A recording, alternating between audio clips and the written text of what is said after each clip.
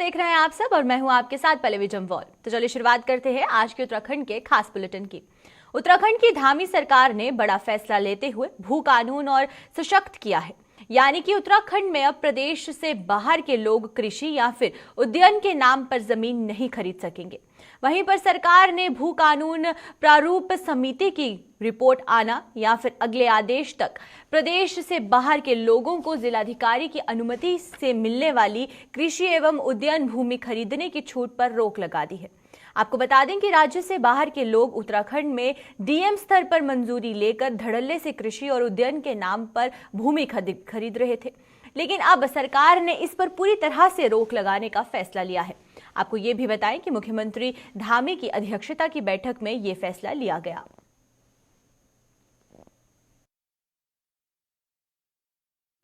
रामनगर में नए साल का जश्न बड़े ही धूमधाम से मनाया गया। जश्न मनाने के लिए देश विदेश से रामनगर सैलानी पहुंचे और नववर्ष 2024 का स्वागत नाच गा कर किया गया। दूर दूर से आए पर्यटकों ने नए साल के आगमन पर खूब आनंद उठाया। कॉर्बेट पार्क की सीमा से सटे बेल पड़ाव व उसी के साथ ढिकुली स्थित रिजॉर्ट में, जहां पर साइलेंस जोन की मर्यादा का पालन करते हुए संगीत की महफिल व डीजे का आयोजन किया गया। तो वहीं पर डीजे की धुन पर यहां पर युवक युवतियों के पांव जमकर थिरके, वहीं बच्चों के पांव भी थिरकते हुए न रुके और इसके अलावा कुमाऊनी गीतों की धुन पर पर्यटकों ने जमकर डांस किया।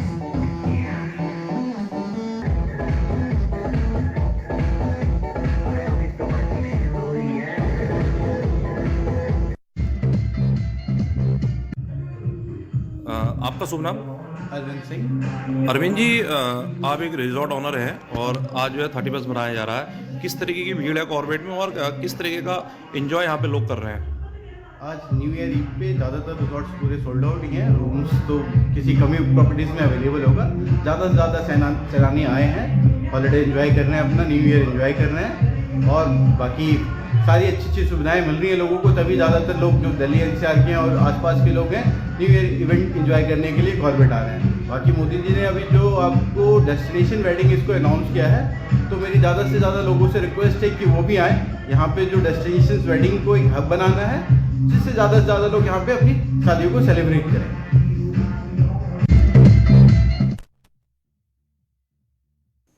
ड्राइवर्स को लेकर केंद्र सरकार द्वारा लाए गए कानून पर पूरे देश में बवाल छिड़ गया है।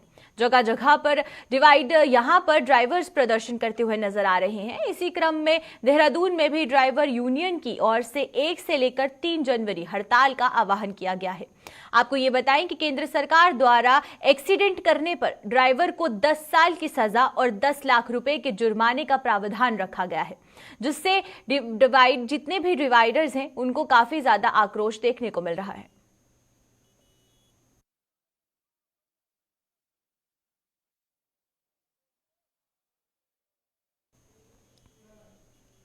विकासनगर के शिमला बाईपास रोड पर एक ट्रक ने व्यक्ति को कुचला, जिससे कि व्यक्ति की मौके पर ही मौत हो गई। ये व्यक्ति पूर्व सैनिक बताया जा रहा है और वहीं पर घटना की सूचना मिलते ही कुल्हाल पुलिस चौकी इंचार्ज सहित पुलिस फोर्स मौके पर पहुंची और जांच करते हुए मौके से फरार हुए मिक्सर ट्रक को घटनास्थल से थोड़ी दूर पर ही घेर लिया गया। दरअसल शिमला बाईपास रोड पर नेशनल हाईवे निर्माण का कार्य चल रहा था, जिसके चलते जगह जगह पर बैरिकेड और रास्ते अवरुद्ध हैं और अगर इसके बावजूद भी बड़े वाहन रफ्तार में चलते हैं तो जिससे कि ये हादसे आए दिन होते रहते हैं। वैसा भी है, इसका नाम है अमरीका।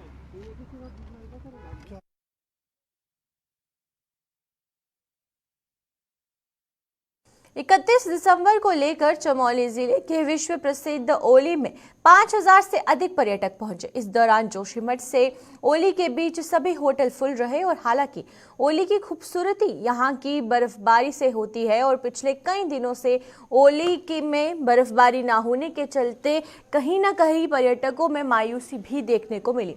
बावजूद इसके बड़ी संख्या में पर्यटक ओली पहुंचे और 2024 के आगमन का भव्य स्वागत करते हुए जश्न मनाया गया। इस दौरान पर्यटकों की संख्या को देखते हुए स्थानीय कारोबारियों में भी खासा उत्साह देखने को मिला और पुलिस प्रशासन की ओर से भी पर्यटकों की सुरक्षा को लेकर पुख्ता इंतजाम किए गए थे।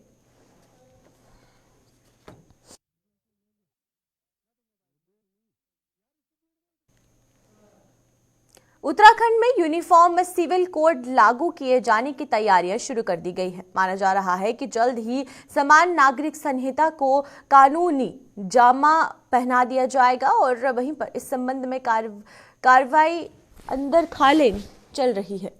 वहीं पर सीएम पुष्कर सिंह धामी पहले भी कह चुके हैं कि हम यूसीसी लागू करेंगे और जैसे ही हमें कमेटी की रिपोर्ट मिलेगी हम इसे लागू करने की दिशा में कदम बढ़ाना शुरू कर देंगे। वहीं पर एक बार फिर सीएम पुष्कर सिंह धामी ने यूसीसी को लेकर कहा कि यूसीसी का ड्राफ्ट हमें नए साल में मिलेगा और इस नए साल में नए काम को आगे बढ़ाया जाएगा।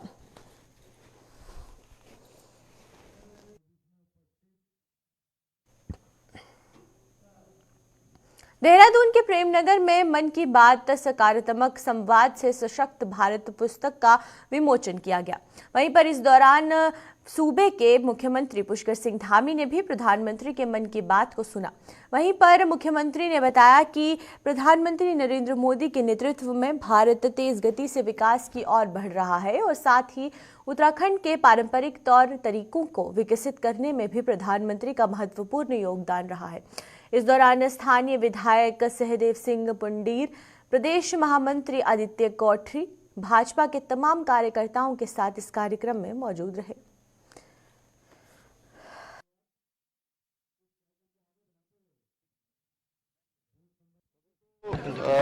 मैं बहुत बधाई देता हूँ, शुभकामनाएं देता हूँ और देशवासियों के लिए नया वर्ष उपलब्धि भरा हो, नई नई उपलब्धियां प्राप्त हों, सबके जीवन में सफलता प्राप्त हो, हर कोई निरोगी हो, हमारे प्रधानमंत्री जी का नेतृत्व हमको लंबे समय तक प्राप्त हो, देश दुनिया हमारा जैसे भारत आज दुनिया की सबसे बड़ी अर्थव्यवस्था बन गया है। आने वाले उनके तीसरे टर्म में भारत तीसरे नंबर की अर्थव्यवस्था बनेगा। सबको शुभकामनाएं।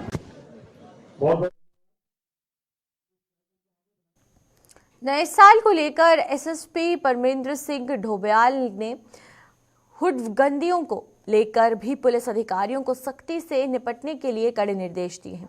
साथ ही रेन बसेरे में ठहरे लोगों की व्यवस्था जांचने के साथ ही शहर में कहीं भी सड़कों पर पड़े गरीब लोगों के लिए गर्म कपड़ों की व्यवस्था करने की सभी पुलिस कर्मियों को आदेश दिए गए हैं। और इस दौरान एसएसपी ने सभी लोगों को नववर्ष की शुभकामनाएं भी दी। वहीं पर पुलिस कप्तान ने बताया कि जो भी गरीब लोग उन्हें सड़क के किनारे नजर आए उनके लिए कंबल का इंतजाम कराएं।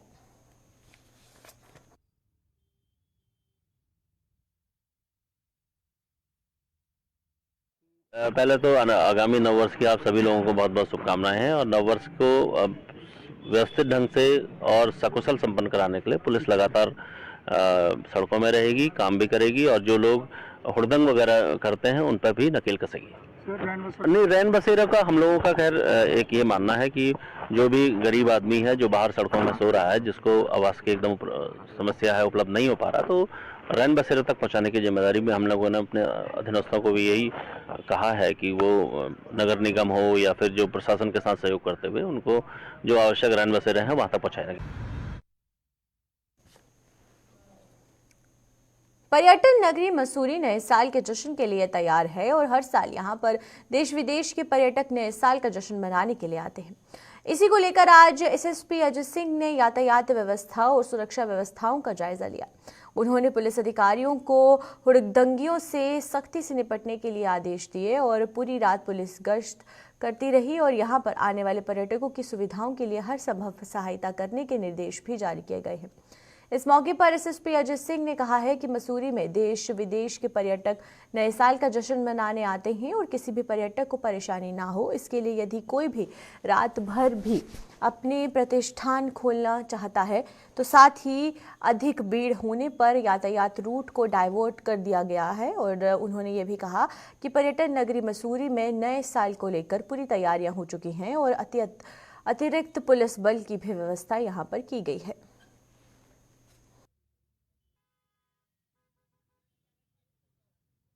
नया साल जो है डेस्टिनेशन मसूरी में जो है फेमस है और यहाँ पर बहुत दूर दूर से पर्यटक आते हैं, सैलानी आते हैं और आसपास धनौल्टी और जो एरिया बन गए डेवलप हुए वहाँ भी जाते हैं। देखा गया कि क्योंकि सैटरडे संडे था, कल भी काफ़ी सारे सैलानी आए और आज भी लगातार आवागमन जारी है। मुझे लगता है जो हमारी व्यवस्थाएं यही है कि सैलानियों को दिक्कत ना हो, या मेन जो सबसे ज़्यादा दिक्कत आती है यातायात को लेकर आती है, उससे कहीं अव्यवस्था ना हो। और जगह जगह ड्यूटी पॉइंट इसलिए लगाए गए, उनकी मदद करने के लिए बताया गया। किसी उनको कहीं अन्य जगह जाना है तो उसको गाइड भी कर दिया जाए, जिससे कि वो परेशान ना हो। साथ ही साथ सुरक्षा भी एक बहुत महत्वपूर्ण विषय है, क्योंकि महिलाएं, बच्चे, हर तरह के लोग आते हैं परिवार के साथ, उनके साथ कहीं कोई दुर्व्यवहार ना हो, कोई आपराधिक कोई घटना ना कर पाए। इसलिए हर जगह जगह हमने पिकेट्स भी लगाए हैं, बैरियर्स भी लगाए हैं कि कहीं कोई ऐसी बात आती है तो कम से कम उसको चेक करके तत्काल वैधानिक कार्रवाई की जा सके। पूरी रात्रि गश्त रहेगी आज पुलिस की? 100% जिस तरह अभी सरकार का भी है कि देर रात्रि या पूरी रात्रि भर अगर कोई रेस्टोरेंट होटल खोलना चाहे, कोई सैलानी को दिक्कत ना हो खाने पीने की, उसके लिए ही हमने 24 घंटे इसकी ड्यूटी लगाई गई, जो अभी शुरू हो गई है, जो कल पूरी अभी आज रात्रि तक और कल प्रातः तक रहेगी, शिफ्ट वाइज रहेगी, जिससे कि किसी को कहीं कोई दिक्कत रात्रि में अगर वो जाना चाह रहा है किसी होटल रेस्टोरेंट बार में, तो वो जाए आराम से, लेकिन उसको कोई समस्या ना हो। एक अफवाह मसूल में चल रही कि वे पुलिस जो है बेसिकली ये बात आई थी और इसीलिए मैं विजिट पर भी निकला था। 100% कहीं भी कोई ट्रैफिक, कोई इस तरह का कोई डाइवर्जन नहीं है, क्योंकि यात्री जितने भी आ रहे हैं उनसे भी पूछ लिया गया है और इस स्पष्ट निर्देश है पहले से ही है कि कोई भी टूरिस्ट को कहीं भी ऐसी जगह पर रोका नहीं जाएगा, चाहे वो कोई डेस्टिनेशन फुल होता है। हाँ, उनको उसके बारे में पूरी जानकारी दे दी जाए जिससे वो परेशान ना हो और अपने गंतव्य पर घूम कर लौटे। और इस चीज़ को 100% इंश्योर भी किया जा रहा है। मात्र ये अफवाह थी कि ऐसा कोई है, जो कि इसको व्यक्तिगत रूप से मेरे द्वारा वेरीफाई भी कर लिया गया है। सर, एक सवाल उठा है कि रात में जब 21 का जश्न होता है 12 बजे के आसपास से होता है, उस समय पुलिस कम दिखाई देती गश्त में, तो इस बार इंश्योर किया जाएगा रात्रि पूरा गश्त रहेगा यहाँ पे? इसीलिए मैंने कहा कि जिस तरह से अभी 24 आवर्स होटल रेस्टोरेंट ढाबे सभी खुलने के आदेश हुए हैं, उसी की व्यवस्था के लिए इसमें शिफ्ट वाइज ड्यूटी इसलिए लगाई गई है कि एक ड्यूटी जो लगेगी वो दिन से रात्रि तक और रात्रि से मतलब देर रात्रि से प्रातः तक लगेगी। इसलिए कहीं कोई दिक्कत नहीं आएगी। मैं अश्योर करना चाहता हूँ सभी सैलानियों से और सभी मसूरी वासियों से, कहीं भी पुलिस की व्यवस्था में कहीं कोई त्रुटि नहीं होगी और तत्काल ऐसी कोई बात अगर कहीं पर आती है तो उसको भी अटेंड करने के लिए हमारे ऑफिसर को यहाँ पर CO लेवल के ऑफिसर को यहीं पर स्टेशन करने को बताया गया है। सर, ये लास्ट सवाल है। मसूरी पर्यटन नगरी है, आपको पता है कि यहाँ 12 महीने और टूरिस्ट चलते हैं, लेकिन पुलिस फोर्स में भारी कमी है। तो आपसे उम्मीदें भी हैं, क्योंकि आपको मालूम है यहाँ की स्थिति पहले से ही, तो क्या इंश्योर करोगे मसूरी की पुलिस बहुत बढ़ाई जाएगी? देखिए, जो इवेंट्स होते हैं मसूरी में, जैसे अभी कार्निवाल था, अभी न्यू ईयर है या और भी इवेंट्स आते हैं सीजन के आते हैं, तो उस समय बढ़ा दी जाती है फोर्स। लेकिन चूंकि और भी व्यवस्थाएं, क्योंकि देहरादून शहर में भी बहुत सारिया बिल्डिंग बेचियां, उन्होंने इस कैटेगरी च मिलना, पर जो 2022 ਦੇ ਵਿੱਚ पंजाब के लोगों ने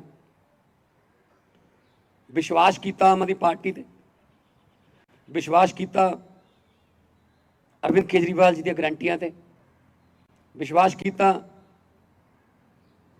साडे MLA साहबाना ते, तो बहुत भारी बहुमत 92 MLA का दे के पंजाब दे विच सरकार बनाई, नवी उम्मीद नाल सरकार बनाई। और सरकार जिहड़ी है वो हर रोज़ कोई ना कोई नवा फैसला लै रही है, लोग पक्की फैसले लै रही। अज 1 जनवरी 2024 ਨੂੰ मैं तुहानूं खुशखबरी देण लई आया कि आम तौर पर सरकारां सरकारी इदारिਆਂ ਨੂੰ प्राइवेट ਨੂੰ बेच दिंदियां ने, पर पंजाब दे विच बिल्कुल उल्टा हो गया। पंजाब सरकार ने प्राइवेट अदारा खरीदिया। GVK का गोइंदवाल साहब का जिहड़ा थर्मल प्लांट सी वो पंजाब सरकार ने खरीद लिया जी। ये पहली बार हो रहा है कि प्राइवेट सैक्टर नूं खरीद रही है कोई सरकार, कि प्राइवेट वाले कहंदे साथों चलदा नहीं, असीं घाटे च, तो असीं क्या कोई गल नहीं, तुसीं सानूं फड़ाओ, असीं चला के दिखाउने। से बहुत वड्डी अचीवमेंट है PSPCL की। और इसकी मैं थोड़ी जी डिटेल देनी चाहूँगा। 540 मेगावाट बिजली पैदा करता है, रनिंग है, 540 मेगावाट बिजली पैदा करता है। तो 1080 करोड़ रुपए च खरीदिया, यानी कि 2 करोड़ रुपया पर मेगावाट। जबकि ये भी कहना तो मैं चाहूँगा कि देश का सब तो सस्ता सौदा है। ये तो पहला जिहड़े प्लांट खरीदे गए ने 600 मेगावाट का सीगा, एक कोबरा बेस्ट, झाबुआ पावर सी वो भी 600 मेगावाट का सी, कोई 1804 करोड़ च गया, कोई 1910 करोड़ च गया, कोई 2248 करोड़ च गया, कोई 1818 करोड़ च गया। 5वें नंबर पर GVK PSPCL ने 540 ਮੈਗਾਵਾਟ ਦਾ 7 ਸਾਲ ਪੁਰਾਣਾ ਥਰਮਲ ਪਲਾਂਟ 1080 ਕਰੋੜ ਚ ਖਰੀਦਿਆ। ਸਾਡੀ ਬਣਦੀ ਹੈ 2 ਕਰੋੜ ਰੁਪਏ ਪਰ ਮੈਗਾਵਾਟ ਦੀ ਐਵਰੇਜ ਖਰਚਾ, ਜਦ ਕਿ ਇਸ ਤੋਂ ਪਹਿਲਾਂ ਵਾਲੇ ਜਿਹੜੇ 4 ਨੇ ਕੋਈ 3 ਕਰੋੜ ਰੁਪਏ ਪਰ ਮੈਗਾਵਾਟ ਹੈ, ਕੋਈ 3.18 ਕਰੋੜ, ਕੋਈ 3.7 ਕਰੋੜ, ਕੋਈ 3.3 ਕਰੋੜ। ਸੋ 2 ਕਰੋੜ ਪਰ ਮੈਗਾਵਾਟ ਖਰੀਦਿਆ। ਹਜੇ ਇਹਦੀ 18-19 ਸਾਲ ਏਜ ਪਈ ਹੈ, ਪਰ ਉਹ ਵੱਧ ਜਾਂਦੀ ਹੁੰਦੀ ਹੈ ਜੇ ਨਾਲ ਦੀ ਨਾਲ ਮੇਨਟੇਨੈਂਸ ਰਵੇ, ਉਹ ਵੱਧ ਸਕਦੀ ਹੈ। ਇੱਕ ਇੱਥੇ ਬੜਾ ਤੁਹਾਨੂੰ ਇੱਕ ਕਮਾਲ ਦਾ ਪੁਆਇੰਟ ਦੱਸਣਾ ਚਾਹੂੰਗਾ ਕਿ ਅਸੀਂ ਪੰਜਾਬ ਸਰਕਾਰ ਜਿਹੜੀ ਉਹ ਕਿਵੇਂ ਲੋਕਾਂ ਦੇ ਇੱਕ ਪੈਸੇ ਦਾ ਧਿਆਨ ਰੱਖਦੀ। 2016 ਤੋਂ ਨਵੰਬਰ 2023 ਤੱਕ ਇਹਨਾਂ ਤੋਂ ਅਸੀਂ 11,165 ਮਿਲੀਅਨ ਯੂਨਿਟ ਖਰੀਦੇ। 7902 7902 ਕਰੋੜ ਰੁਪਏ ਦਿੱਤੇ, ਕਿਉਂਕਿ PPA ਜਿਹੜੇ ਕਰਕੇ ਗਏ ਸੀ ਉਹੀ ਰਹੇ। ਔਰ 7902 ਕਰੋੜ ਚੋਂ 1718 ਕਰੋੜ ਉਹ ਹੈ ਜਦੋਂ ਇਹ ਚੱਲੇ ਹੀ ਨਹੀਂ, ਕਿਉਂਕਿ ਐਗਰੀਮੈਂਟ 'ਚ ਪਾ ਲਿਆ, ਚੱਲੇ ਨਾ ਚੱਲੇ ਅਸੀਂ ਤੁਹਾਨੂੰ ਪੈਸੇ ਦੇਣੇ ਹੀ ਦੇਣੇ ਨੇ। ਇਹਦੇ ਬਾਰੇ ਅਸੀਂ ਜਦੋਂ ਵਿਪਕਸ਼ 'ਚ ਹੁੰਦੇ ਸੀ ਉਦੋਂ ਵੀ ਮੁੱਦਾ ਉਠਾਇਆ ਸੀਗਾ। 1718 ਕਰੋੜ ਖੜੇ ਦੇ ਹੀ ਦੇਤਾ, ਜਦ ਕਿ ਅਸੀਂ 1080 ਕਰੋੜ 'ਚ ਖਰੀਦ ਰਹੇ ਹਾਂ ਉਹਨੂੰ। औसतन यूनिट जी कीमत ये तो पैंदी रही 7 रुपये 8 पैसे। जदों असी ले लिया तो पछवाड़ा कोल माइन लोगों को परेशानियों का सामना करना पड़ रहा है और सड़कों पर गाड़ी चलाने में भी दिक्कतें आ रही हैं। बढ़ती ठंड को देखते हुए प्रशासन का जगह जगह अलाव की व्यवस्था के साथ ही सड़कों पर पर्याप्त मात्रा में पुलिस तैनात करनी चाहिए, जिससे कि कोई भी दुर्घटना ना हो।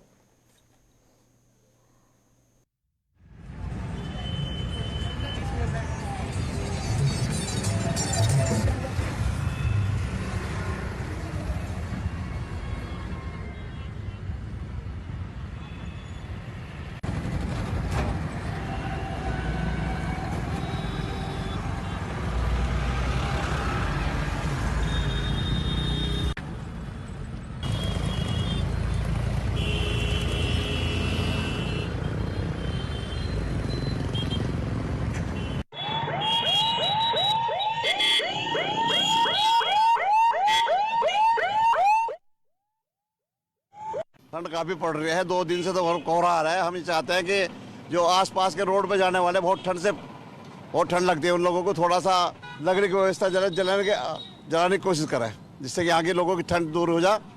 रोड पे चलने वाले जो आदमी हैं वो जो ठीक तरह से चले, जिससे लोगों को कोई परेशानी ना हो और लोगों को ठंड भी ना लगे, जिससे कि अपना आओ का जो इंतजाम, जिससे कि लकड़ी जलती रहे और लोग चेकते रहे और लोगों को कोई दिक्कत ना किसी महसूस ना होनी चाहिए। आज बहादुराबाद में जिला हरिद्वार में कोहरा बहुत ज़बरदस्त छाया हुआ है और जो है ये जो रोड पे गाड़ियाँ चल रही हैं इनको थोड़ा सा सावधानी बरतने की ज़रूरत है। जगह जगह लकड़ी गिराएं, बहुत ज़्यादा ठंड है, कोहरा है, परेशानी का सामना करना पड़ रहा है। गरीब जो जनता है उनके लिए थोड़ा सा ध्यान में रखकर इनको जगह जगह लकड़ी का प्रबंधन करना चाहिए। कि जो रोड पे गाड़ियाँ चल रही है ये थोड़ा सा देखें कि घना कोहरा है, प्रशासन को भी थोड़ा सा ध्यान में रखते हुए इनको अलर्ट करना चाहिए। जगह जगह अपनी सिक्योरिटी ड्यूटी का थोड़ा सा इनको समझाएं कि भाई ध्यान से चलें।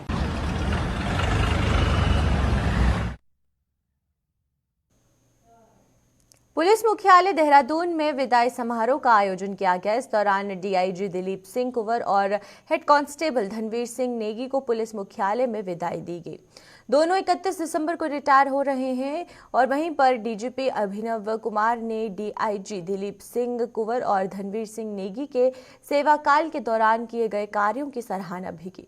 विदाई समारोह के अवसर पर एडीजी अमित सिन्हा और एपी अंकुशमान आदि भी मौजूद थे।